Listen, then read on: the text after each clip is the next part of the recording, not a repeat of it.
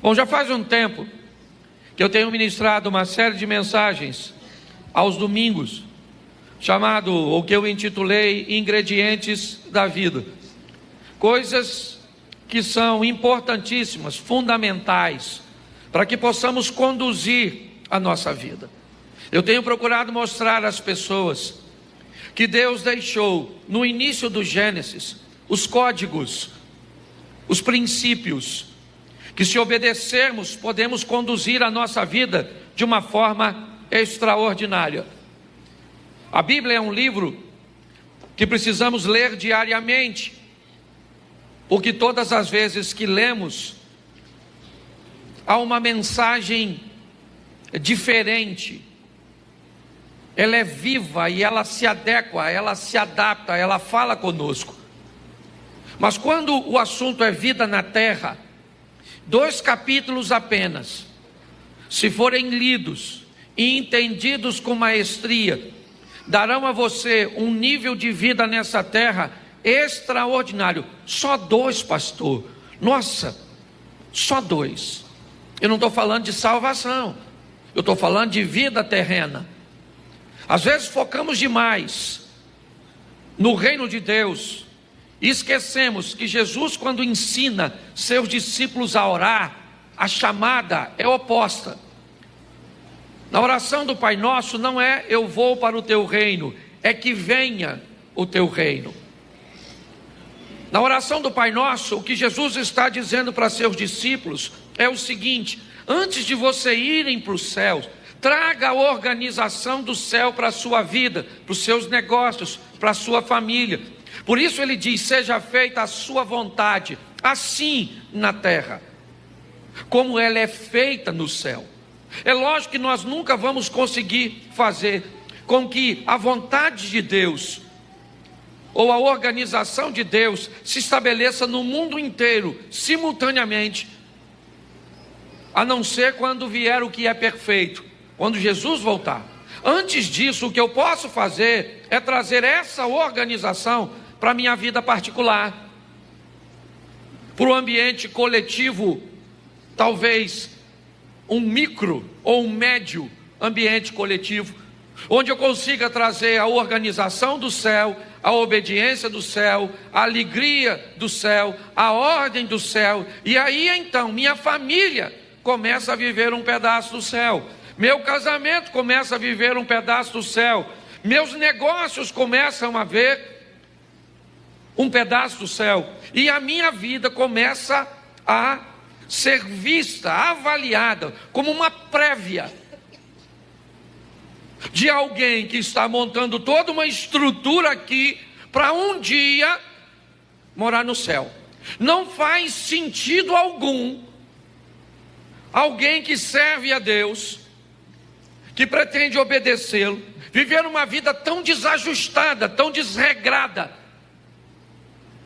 Precisamos desmistificar essas duas extremidades, da riqueza e da miséria.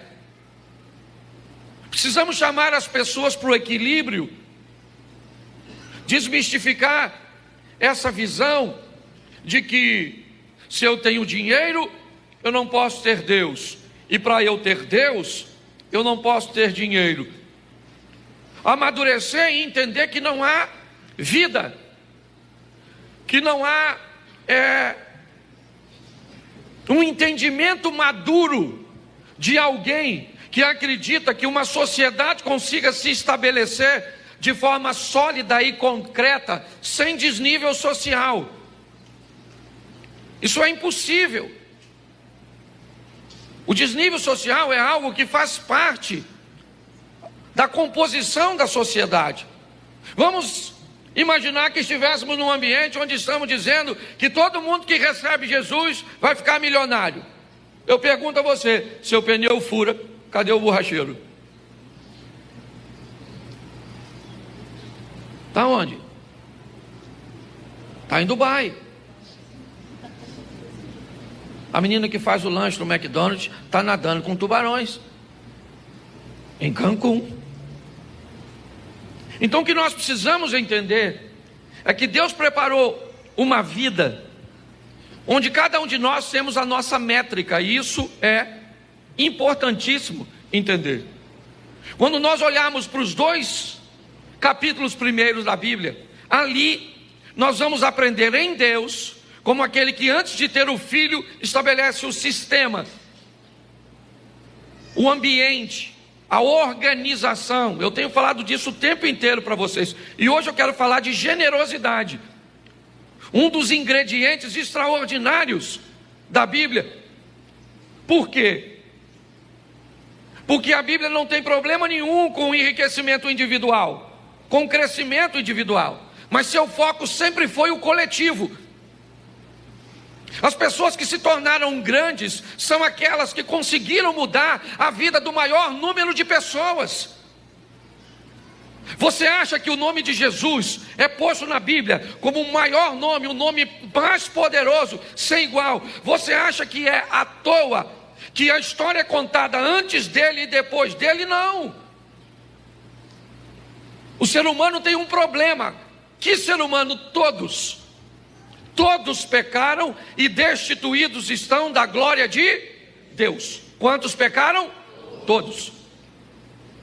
Você vai fazer seus cursos aí, hoje, no ambiente do coach, vão dizer que você precisa conhecer a dor das pessoas para criar um serviço, ou para criar um produto para que você enriqueça. Descubra a dor das pessoas. Alguém descobriu a dor de não conseguir um táxi na Califórnia e se juntou com outras e criaram o Uber. A dor era tão grande que não era apenas da Califórnia, que isso atingiu basicamente o mundo inteiro. Quando Jesus se torna o maior nome, é porque ele se torna um sacerdote e uma oferta simultaneamente. E o que ele veio fazer? Resolver um problema de todos. Por isso que o nome dele é maior do que todos. É importante você entender isso. Enquanto a sua vida estiver focada apenas em você, o que nós queremos com uma igreja dessa aqui em Xerém? O que nós queremos com o projeto Recomeçar? Mudar a vida do maior número de pessoas. Fazer com que pessoas recomecem de uma forma assertiva. Muitos daqueles que trabalham para que isso aconteça têm sua vida totalmente organizada e poderia estar quietinho dentro da sua casa, satisfeito, porque aprendeu a lidar com as escolhas, com o livre-arbítrio. Todos aqueles que gerenciam bem sua vida, eles amam o livre-arbítrio, mas todos aqueles que gerenciam mal sua vida, acham que Deus deveria agir de outra forma, mas são suas escolhas. E dentre elas eu falei sobre tantas coisas, mas hoje eu quero falar rapidinho. Esse culto, né, ele tem que terminar aqui 7h15, então rapidinho para você entender. Generosidade é o tema. Pastor, o que é ser generoso? Eu fiz uma coisa bem simples, vocês sabem como eu sou. Ser generoso é conseguir obter prazer através da vantagem do outro. O generoso é aquele que ele fica feliz, ele se alimenta de ver o outro bem, de oferecer ao outro uma vantagem, de ver o outro feliz. Quando? Sempre. Se você, para ser generoso, você precisa ter dinheiro, você não é generoso, você só vai estar generoso. Porque se você perder a condição financeira, você deixa de ser generoso. Quando você é generoso, você reparte o muito que tem ou o pouco que tem. Porque o generoso, ele é generoso. Se ele tiver meio prato de sopa, ele ainda divide com mais 2. Porque a generosidade está nele.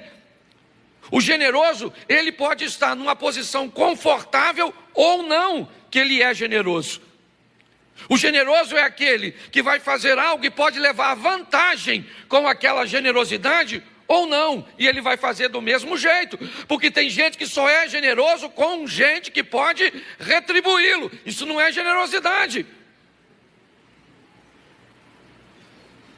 Quando nós olhamos para isso, nós descobrimos que com quem eu vou ser generoso? Com quem eu conheço e com quem eu não conheço. independente da medida. Por isso que às vezes nós falamos algo que a maioria das pessoas às vezes não tem noção do resultado. Por que você não levanta todo dia de manhã e compra 5 pãezinhos 2 vezes na semana e bate na casa de alguém que você sabe que não tem uma condição tão legal e dá para ela? Isso faria tanta diferença na sua vida, sim ou não? Isso, só se você for generoso. Porque se não for, não tem impacto na sua vida. Melhorar a vida dos outros é a nossa missão. É preparar pessoas para viverem uma vida extraordinária aqui na terra. Uma vida sensacional aqui e depois ir para o céu. Não há permuta na Bíblia, é graça. Graça é um favor que você não merece, não adianta. Todas as vezes que você encontra com Jesus, se você encontrar com Jesus de verdade, aprenda uma coisa: todas as outras pessoas desaparecem no momento do encontro.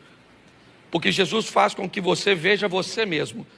E quando você olha para você, você descobre que agora, olhando para você de uma forma nítida, mostrada por aquele que te criou, você descobre que você não tem autoridade para criticar ninguém. E aí você consegue se ver como igual ou pior. Porque o apóstolo Paulo diz que dos pecadores, ele se via como o pior. Quando nós nos colocamos nesse posicionamento, perdemos o direito de criticar os outros. Por isso, todas as vezes, isso eu falo de mim, e já falei isso aqui na igreja, todas as vezes que eu me pego falando mal dos outros, eu sei que eu estou perto do diabo. Todas as vezes que eu me vejo falando bem dos outros, eu sei que eu estou perto de Deus. Se eu estou falando bem dos outros, pastor, mas tem muita gente ruim. Aliás, eu tenho descoberto que não tem gente ruim não, e nem errada. Todo mundo é certo, só pode estar no lugar errado. Todas as pessoas me parece que têm o seu lugar na sua vida. Talvez não tão perto. Talvez não tão na tua intimidade. Eu tenho descoberto isso, eu nunca parei para pensar. A gente chega com a vida, 50, 60 anos, alguém diz assim: eu tenho poucos amigos. Eu não concordo não, de um tempo para cá eu passei a pensar nisso. Como é que você vive 50 anos e tem um amigo só? Tu é ruim pra caramba. Um cara com 50 anos, ele tem que ter pelo menos de 10 a 15 amigos. Pode não ser no mesmo nível. É isso que é legal, senão você coloca a pessoa no lugar errado. Eu tenho amigo que viaja comigo, gente boa para viajar. Para ir na minha casa não vai nada. Eu tenho amigo que vai na minha casa, mas não viaja comigo. A mulher é preguiçosa. A mulher dele não divide o serviço com a minha quando vai viajar. Entendeu? Não quer rachar a despesa. Eu tenho amigo que eu conto meu segredo, mas não empresto dinheiro. Eu tenho amigo que eu empresto dinheiro, mas segredo, mas de jeito nenhum, porque conta para todo mundo. E aí eu descobri que todo mundo cabe, é só achar a gaveta, é só achar o ambiente. Por isso que nós estamos tão doentes, que ninguém quer se relacionar mais com gente. Bicho agora, eu tenho repetido isso o tempo inteiro. Bicho, tem gente criando bicho pior, botamos o nome de gente em bicho. A moça falou comigo: o Antônio. Eu falei: Antônio? Quem é o Antônio? Ela falou: meu cão. Eu falei: seu cachorro chama Antônio? Falei: gente. Ela falou: pastor, o senhor não está entendendo. Meu cachorro só falta... meu cachorro parece... Aí eu falei para ela, falei: desculpa, com todo respeito, seu cachorro não parece gente. E provavelmente ele sabe que não é gente. Quem esqueceu que é gente é você. Porque quando você bota um cachorro para dormir contigo, às vezes o cachorro nem quer, ele só fica porque acostumou. Ele nem gosta do seu cheiro, ele não gosta. Certo? Ou seja, não é o bicho que está aparecendo com gente, é a gente que está aparecendo com bicho. E Jesus está para voltar. Se é que não já voltou e deixou a gente. Se cuidar que você pode estar rindo de você. Não, é importante você entender isso. Certo? Eu brinco que de gato eu não gosto. Eu respeito quem gosta de gato, porque gato não gosta da gente. Não gosta, não. Fala sério. O carinho que o gato faz no pé da mesa, ele faz na sua canela. Você abre a porta para um cachorro sair, ele sai na hora. Você abre para um gato, abre a porta para um gato e vê a postura do gato. Ele olha para tu e pensa: olha o que eu quiser, eu saio. Não pedi para você abrir. Você conhece um gato que morreu num assalto? Não, porque o gato não reage. O cachorro já morreu, o gato está lá, levanta a mão e diz: se deixar o saco, está agradecido. Na verdade, só me deixa, não é nada meu aqui. Há um tempo atrás eu fui tomar um café com uma moça, vou falar um dia não, que é perto, que o pessoal conhece. Lugar pequeno tem disso. E ela então, ela chamou o nome que eu achava ser uma menina. Entrou um frango pela porta da cozinha. Eu estava com uma xícarazinha de café, Lu, e aí entrou um franguinho da pescoço pelado. Nunca na minha vida eu já vi chamar o frango. Mas chamar o nome de uma pessoa e vi um frango, eu achei extraordinário. Pois bem, aí ela olhou para mim e disse: pastor, é linda, não é? E ela, pensa numa franguinha bonitinha, dava até pena de matar. Só que o pior estava para vir. Ela olhou para a frango: pastor, é linda? Eu falei: linda. Ela falou: sim, é minha filha. Quando ela falou a minha filha, aí a cabeça do comediante, ela abriu, Daniel. Ela abriu. Eu falei: essa dona bota ovo, não é possível. O que é? Não, pare, olhe para mim. O que eu quero que você entenda é que tem gente que está tão decepcionado em viver com gente, falta de habilidade. Quem começa achando que todo mundo é bom, termina achando que todo mundo é ruim. E todo mundo cabe na sua vida. É só você saber o nível. Os mais próximos, médio, distante, a turma do sol, o buraco negro. Você está entendendo? Tem gente que vai ficar bem distante, mas cabe. E é por isso que muitas pessoas azedam seu coração e não conseguem mais ser generosas. Preste atenção nos textos que eu vou mostrar para você agora. Coloque para mim, segundo livro do profeta Samuel, capítulo 9, verso 3. Olha a posição que esse camarada toma, que eu acho que vale a pena. E disse o rei Davi: não há ainda algum da casa de Saul para que eu use com ele de benevolência de Deus? Então disse Ziba ao rei: ainda há um filho de Jonatas, aleijado de ambos os pés. Preste atenção, porque não é à toa que Davi é grande. Ele só não é perfeito. Você nunca vai ver a Bíblia escondendo o defeito de ninguém. Abraão é o pai da fé, mas fica com medo de matá-lo e mente, certo? Para o rei do Egito, para resguardar sua vida. Você vai olhar para Noé, encheu a cara e ficou pelado. A Bíblia não podia deixar isso para lá. Você pega o Salomão, foi um camarada que, para ter paz no seu reino, casou com a filha de seus inimigos e trouxe a idolatria. Deus nunca teve preocupação de esconder a deficiência do ser humano, mas sempre de ressaltar, certo, a sua perfeição. Quando Davi erra e mata Urias e se casa com a mulher dele, Deus diz: Davi, ninguém vai falar mal de mim por sua causa. Se você não tem apreço pelo seu nome, eu tenho pelo meu. Então ninguém vai falar que eu sou conivente com você. Seu filho vai morrer, aquilo que você fez em oculto vão fazer em praça pública. A espada jamais vai se apartar da sua casa. Então Deus, Ele sempre mostrou os grandes, como Davi, porque esse camarada, ele é grande, ele é rei. Porém ainda há da linhagem do rei Saul alguém vivo. Isso compromete seriamente a posição de Davi. Porque se Saul era rei e ele morreu, seu filho ou neto tem direito ao trono. Davi então, reinando numa posição célebre, ele é um camarada extraordinário. Ele pergunta: não há ninguém da casa de Saul?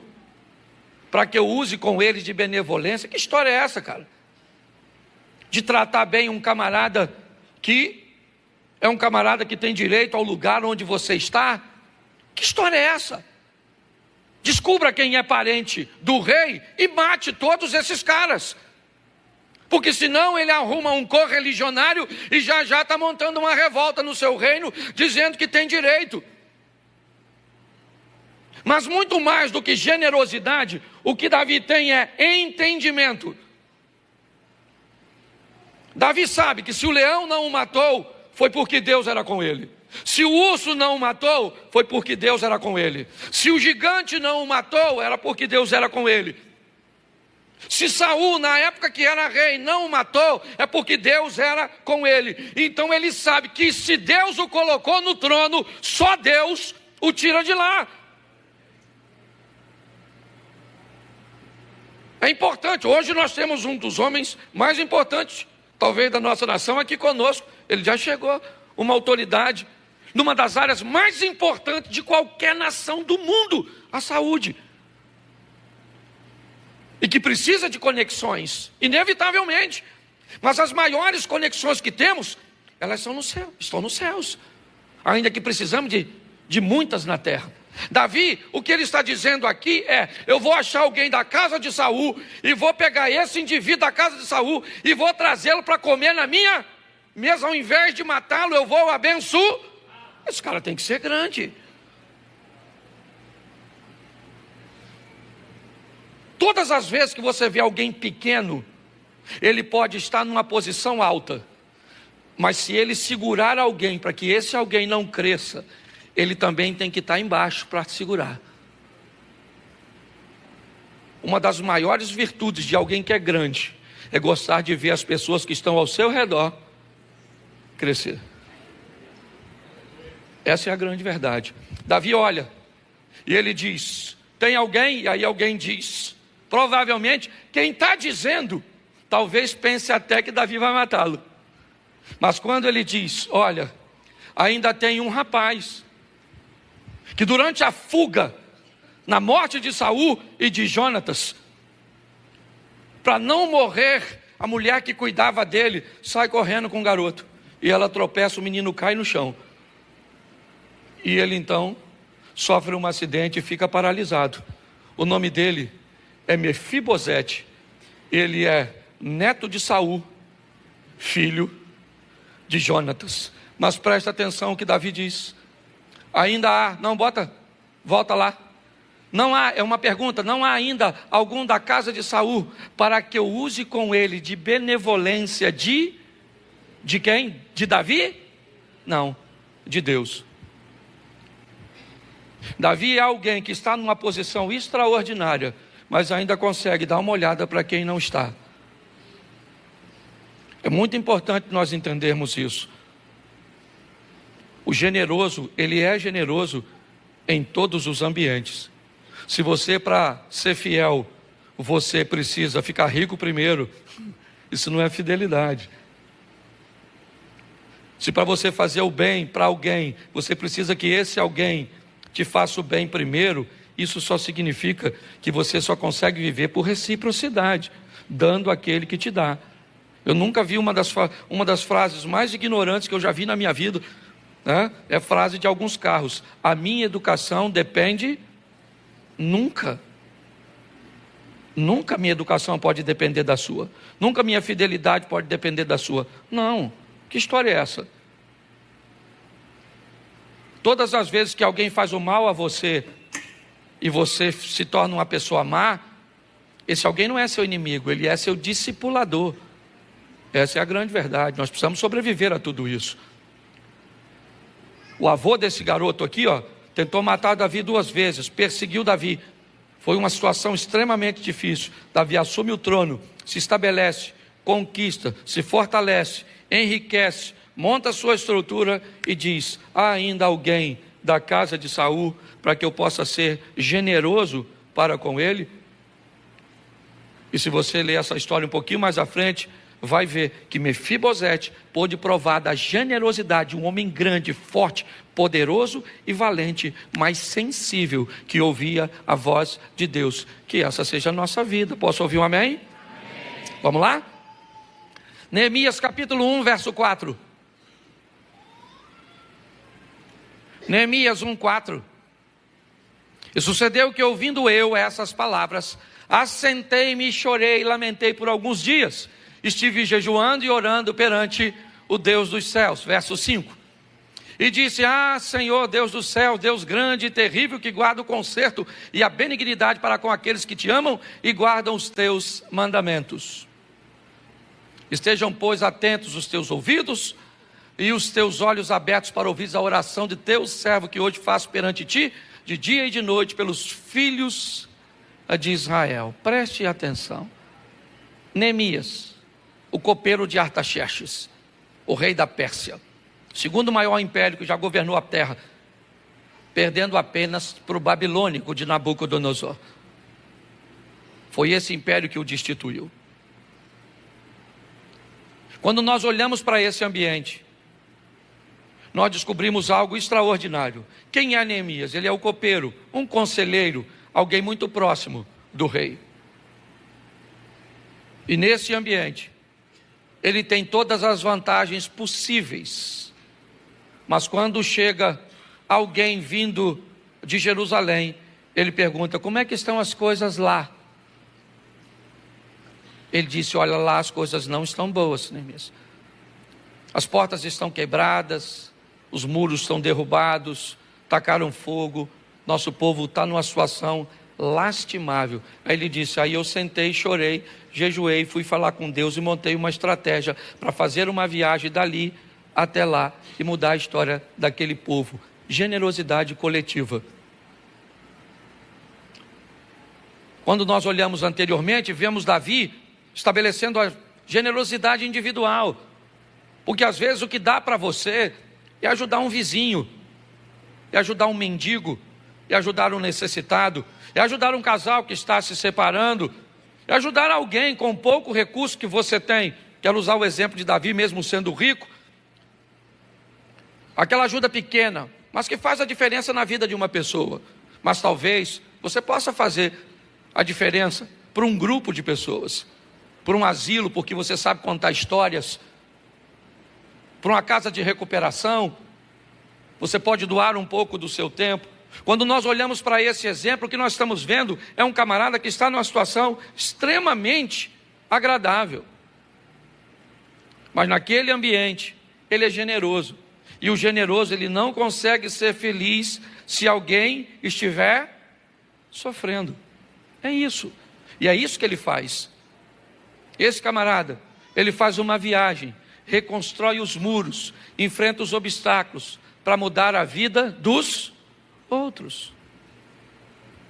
Me perdoe o que eu vou falar, mas muitos de nós, se não prestarmos atenção, cruzamos aquelas portas olhando só para o nosso umbigo. É o meu casamento, é a minha dívida, é a minha saúde, é o meu problema, é a minha casa, é o que eu estou querendo, é o que eu estou querendo. E o outro é que se dane, é cada um por si e Deus por todos. Até os mosqueteiros estão melhor que a gente. Mudar a vida dos outros é a essência. Eu tenho que pular agora para usar o texto, porque eu ainda não comecei a pregar, eu começaria agora. Lucas 10, 25, eu vou ler e depois vocês pegam aí em casa. Eu ainda quero orar pelo ministro, tá certo? Quero agradecer, anunciei que o senhor vinha. Obrigado, Daniel, Wilton, Luciana. Que Deus abençoe, certo?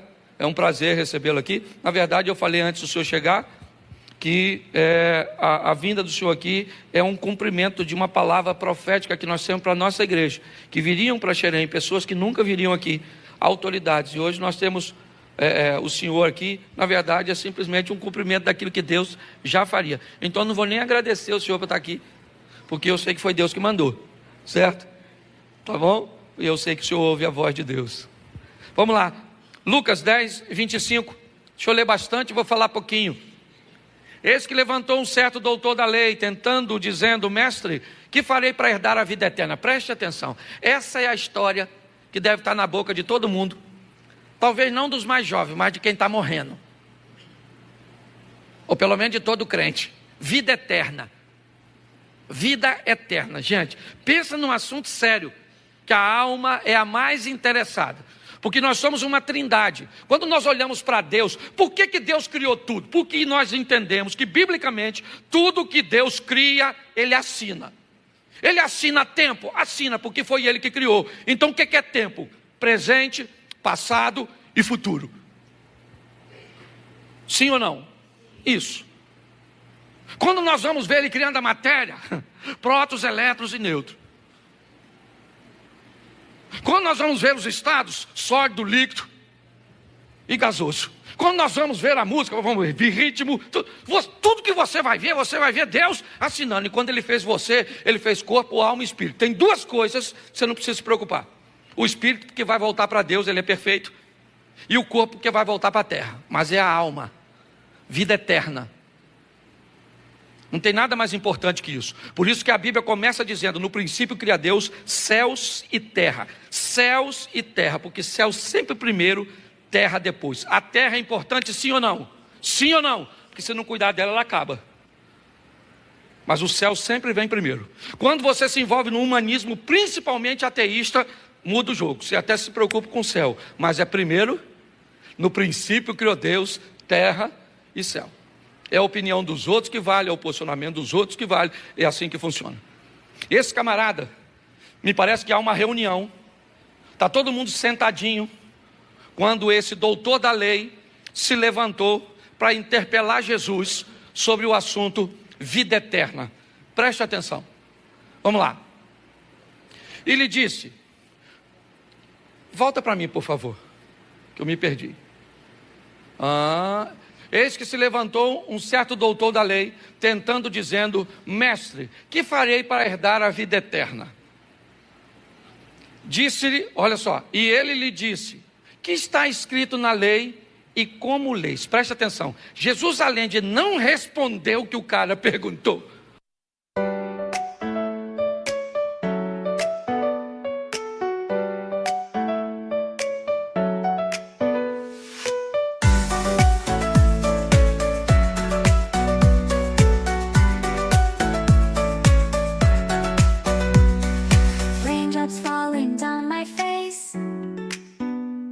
like tiny tears in a happy chase, hopping through the puddle sea, colors dancing wild and free. Skies are gray but I don't mind, cool raindrops on my skin I find, kicking off my Saturday, watch the clouds just drift away. Rainbow in the rain, what a sight, colors shining oh so bright, dancing in the streets so bright, everything will be alright.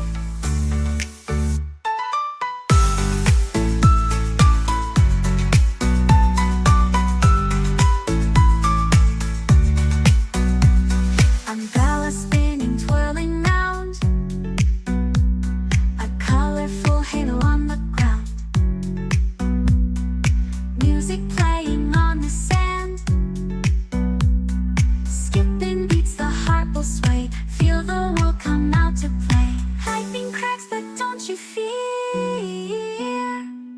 magic shines when skies are clear, raindrops whisper secrets true, a hidden beauty shines right through. Rainbow in the rain, what a sight, colors shining oh so bright, dancing in the streets so bright, everything will be alright. Raindrops falling soft, peeks through, rainbow magic me and you.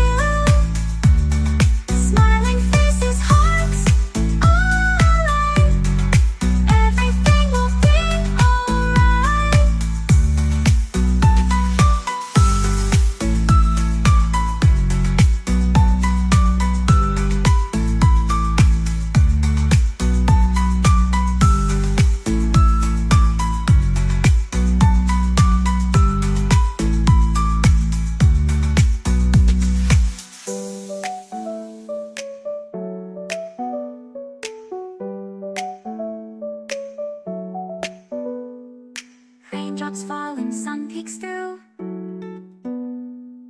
Rainbow magic, me and you. Smiling faces, hearts alight. Everything will be alright.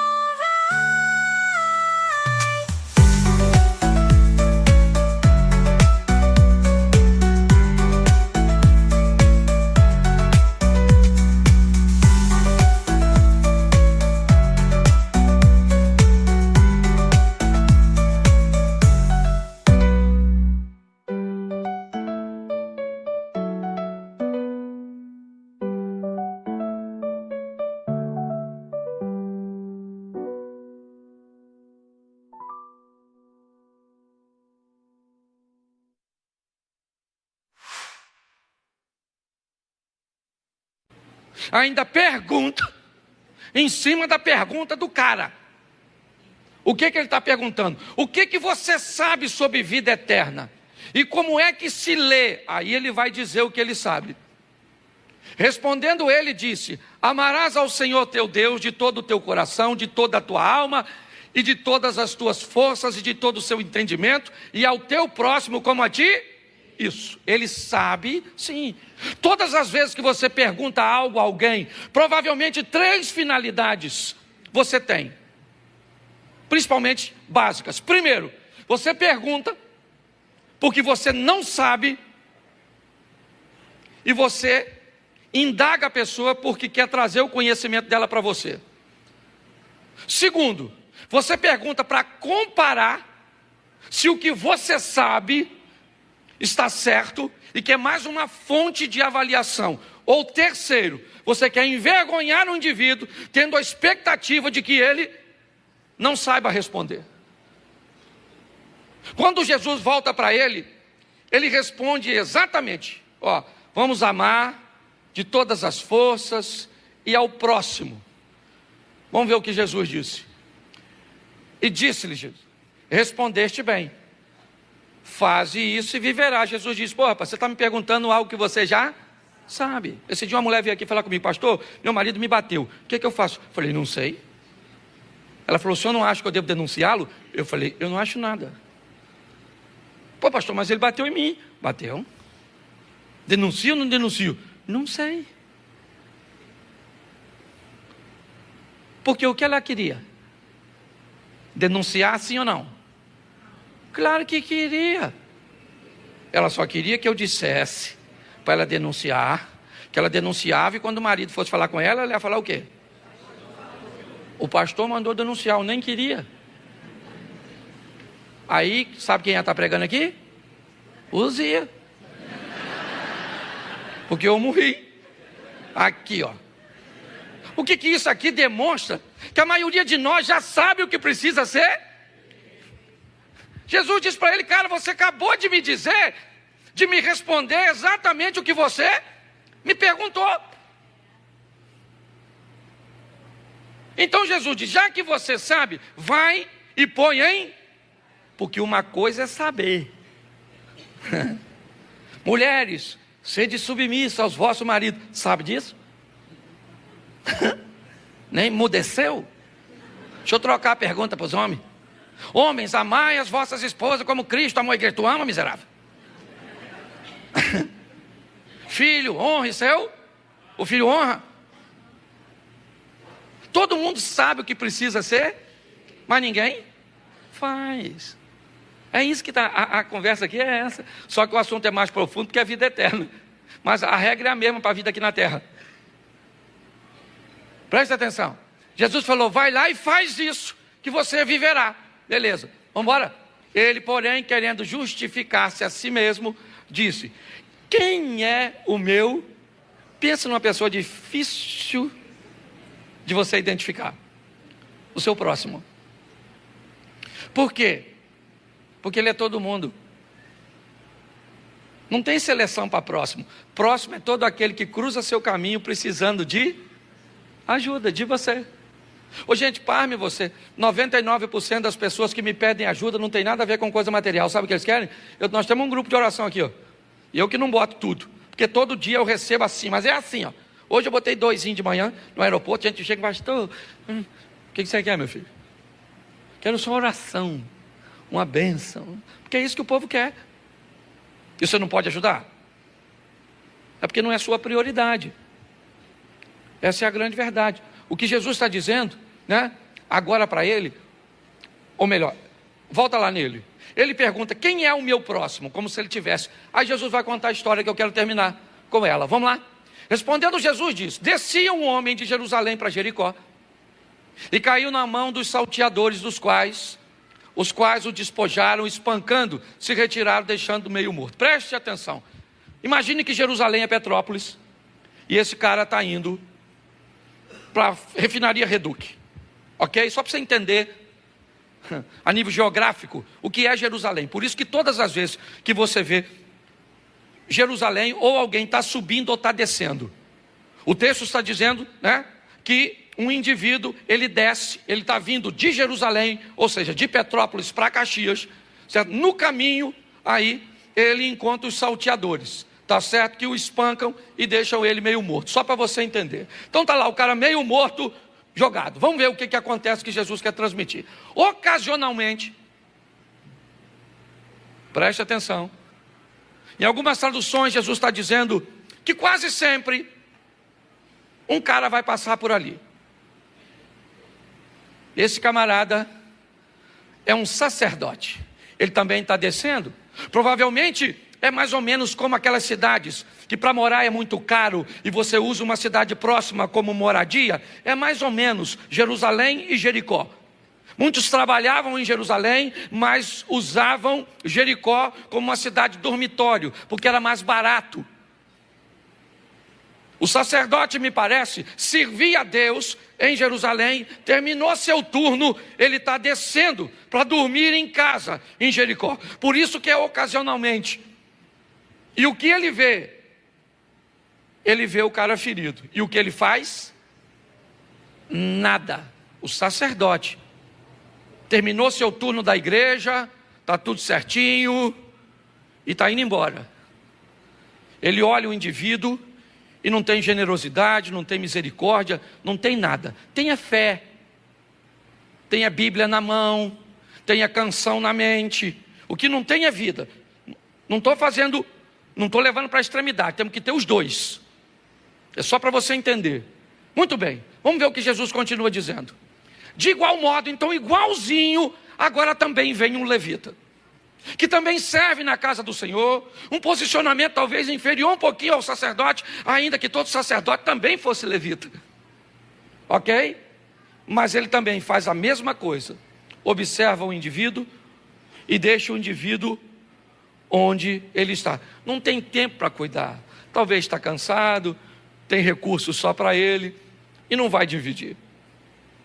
O que eles não sabem é que o que eles sabem na Bíblia de ajudar o próximo, eles precisam entender quem é o próximo. Anteontem, eu estava indo para Cuiabá, fiz uma escala